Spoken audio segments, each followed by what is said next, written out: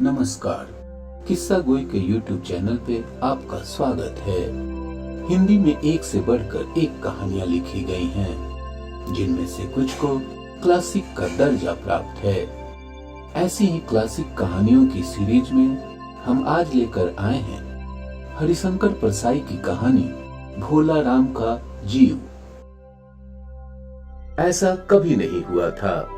धर्मराज लाखों वर्षों से असंख्य आदमियों को कर्म और सिफारिश के आधार पर स्वर्ग या नरक में स्थान अलॉट करते आ रहे थे, पर ऐसा कभी नहीं हुआ था।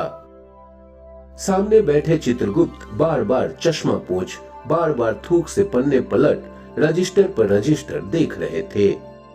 गलती पकड़ में ही नहीं आ रही थी। आखिर उन्होंने खींचकर रजिस्टर इतने जोर से बंद किया कि मक्खी चपेट में आ गई। उसे निकालते हुए बोले, महाराज, रिकॉर्ड सब ठीक है। भोला राम के जीव ने 5 दिन पहले देह त्यागी और यमदूत के साथ इस लोक के लिए रवाना भी हुआ, पर यहाँ अभी तक नहीं पहुंचा। धर्मराज ने पूछा, और वह दूत कहाँ है? महाराज, वह भी लापता है। इसी समय द्वार खुले और एक यमदूत बदहवास वहां आया। उसका मौलिक कुरूप चेहरा परिश्रम, परेशानी और भय के कारण और भी विकृत हो गया था।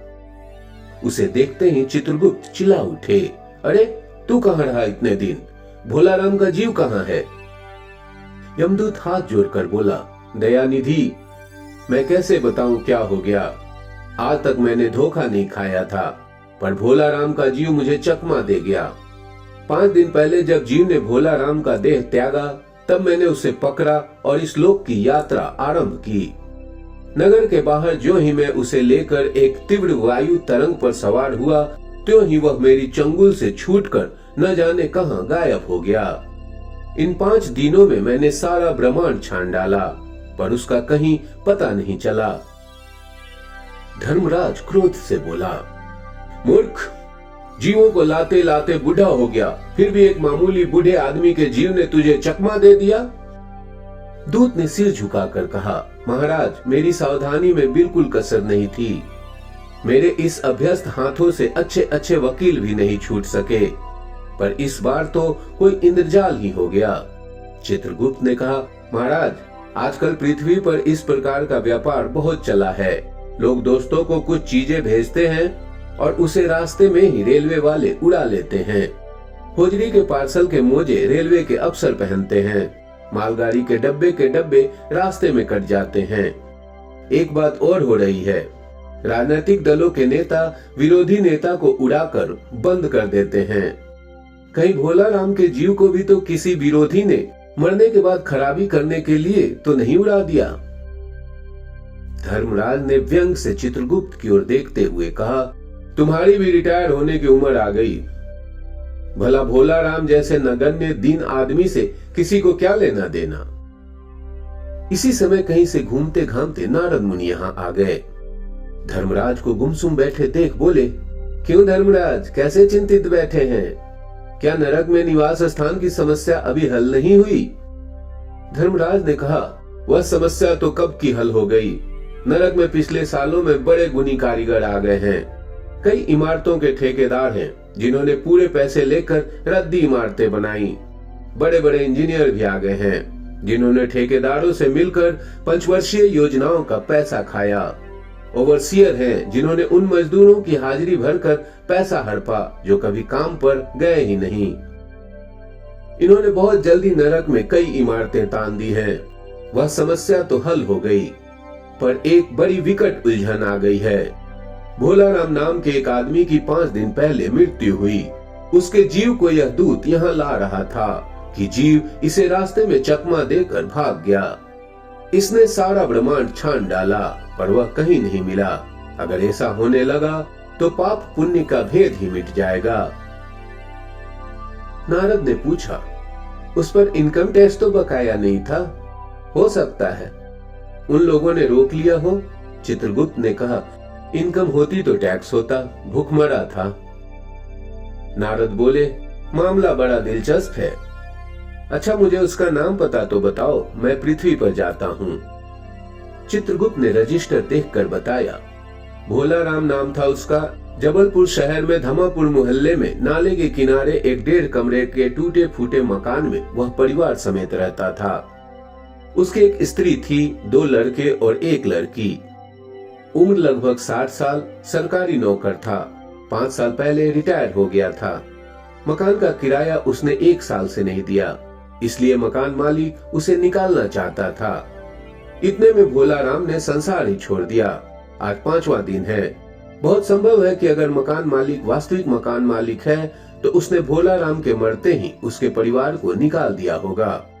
इसलिए आपको परिवार की तलाश में काफी घूमना पड़ेगा।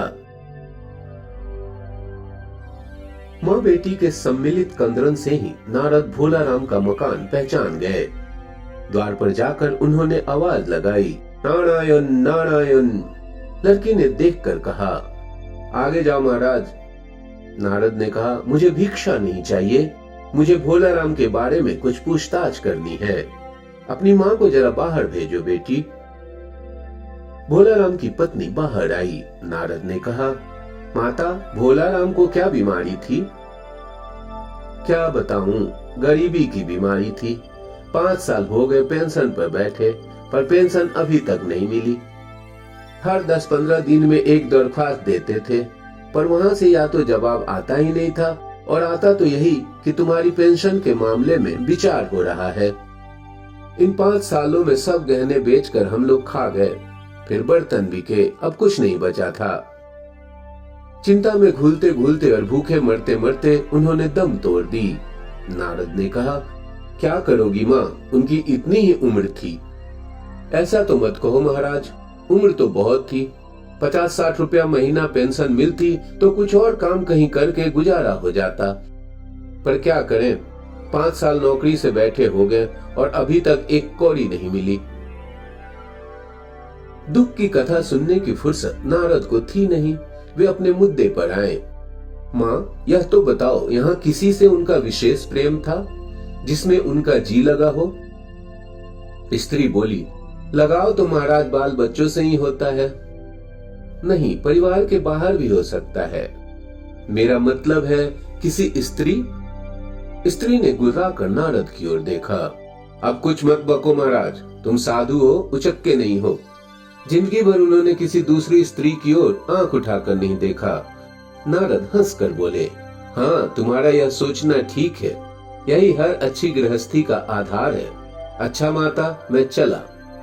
स्त्री ने कहा, महाराज, आप तो साधु हैं, सिद्ध पुरुष हैं, कुछ ऐसा कर सकते हैं कि उनकी रुकी हुई पेंशन मिल जाए, इन बच्चों का पेट कुछ दिन भर जाए। नारद को दया आ गई थी। वे कहने लगे, साधुओं की बात कौन मानता है? मेरा यहाँ कोई मठ तो है नहीं, फिर भी मैं सरकारी दफ्तर जाऊंगा और कोशिश करूंगा। वहां से चलकर नारद सरकारी दफ्तर पहुंचे। वहां पहले से ही कमरे में बैठे बाबू से उन्होंने भोला राम के केस के बारे में बातें की। उस बाबू ने उन्हें ध्यान पूर्वक देखा और बोला, भोला राम ने दरखास्तें तो भेजी थी, पर उन पर वजन नहीं रखा था, इसीलिए कहीं उड़ गई होंगी। नारद ने कहा, भाई, ये बहुत से पेपर वेट तो रखे हैं, इन्हें क्यों नहीं रख दिया? बाबू हंसा, आप साधु हैं, आपको दुनियादारी समझ में नहीं आती। दरख्वास्तें पेपर वेट से नहीं दबती। खैर, आप उस कमरे में बैठे बाबू से मिलिए। नारद उस बाबू के पास गए। उसने तीसरे के पास भेजा, तीसरे ने चौथे के पास, चौथे ने 5वें के पास। जब नारद 25-30 बाबुओं और अफसरों के पास घूम आए, तब एक चपरासी ने कहा, महाराज, आप क्यों झंझट में पड़ गए? अगर आप साल भर भी यहाँ चक्कर लगाते रहे तो भी काम नहीं होगा। आप तो सीधे बड़े साहब से मिलिए, उन्हें खुश कर दिया तो अभी काम हो जाएगा। नारद बड़े साहब के कमरे में पहुंचे। बाहर चपरासी ऊँघ रहा था, इसलिए उन्हें किसी ने छेड़ा नहीं। बिना विजिटिंग कार्ड के आया देख साहब बड़े नाराज हुए।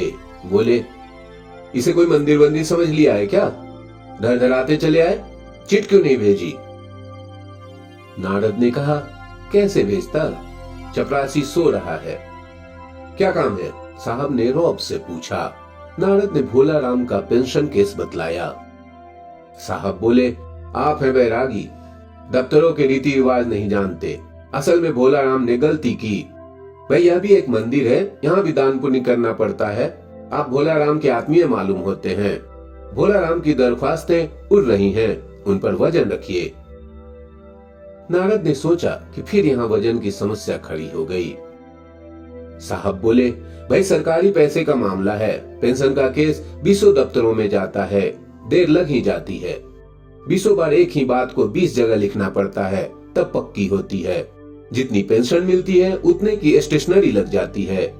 हाँ, जल्दी भी हो सकती है, मगर। साहब रुके। नारद ने कहा, मगर क्या? साहब ने कुटिल मुस्कान के साथ कहा, मगर वजन चाहिए। आप समझे नहीं। जैसे आपकी यह सुंदर वीणा है, इसका भी वजन भोला राम की दरख्वास्त पर रखा जा सकता है। मेरी लड़की गाना बजाना सीखती है, यह मैं उसे दे दूंगा। साधु संतों की वीणा से तो और अच्छे स्वर निकलते हैं। नारद अपनी वीणा छीनते देख जरा घबराए, पर फिर संभल कर उन्होंने वीणा को टेबल पर रखकर कहा, यह लीजिए, अब जरा जल्दी उसकी पेंशन ऑर्डर निकाल दीजिए। साहब ने प्रसन्नता से उन्हें कुर्सी दी, वीणा को एक कोने में रखा और घंटी बजाई। चपरासी हाजिर हुआ। साहब ने हुक्म दिया, बड़े बाबू से भोला राम की केस की फाइल ले आओ। थोड़ी देर बाद चपरासी भोला राम की 100-150 दरखास्तों से भरी फाइल लेकर आया। उसमें पेंशन के कागजात भी थे। साहब ने फाइल पर नाम देखा और निश्चित करने के लिए पूछा, क्या नाम बताया साधु जी आपने? नारद समझे कि साहब कुछ ऊंचा सुनता है, इसलिए जोर से बोले, भोला राम। सहसा फाइल में से आवाज आई, कौन पुकार रहा है मुझे? पोस्टमैन है? क्या पेंशन का ऑर्डर आ गया? नारद चौंके, पर दूसरे ही क्षण बात समझ गए। बोले, भोला राम, तुम क्या भोला राम के जीव हो? हाँ, आवाज आई। नारद ने कहा, मैं नारद हूँ, तुम्हें लेने आया हूँ। चलो, स्वर्ग में तुम्हारा इंतजार हो रहा है। आवाज आई, मुझे नहीं जाना, मैं तो पेंशन की दरख्वास्तों पर अटका हूँ, यही मेरा मन लगा है। मैं अपनी दरख्वास्तें छोड़कर नहीं जा सकता।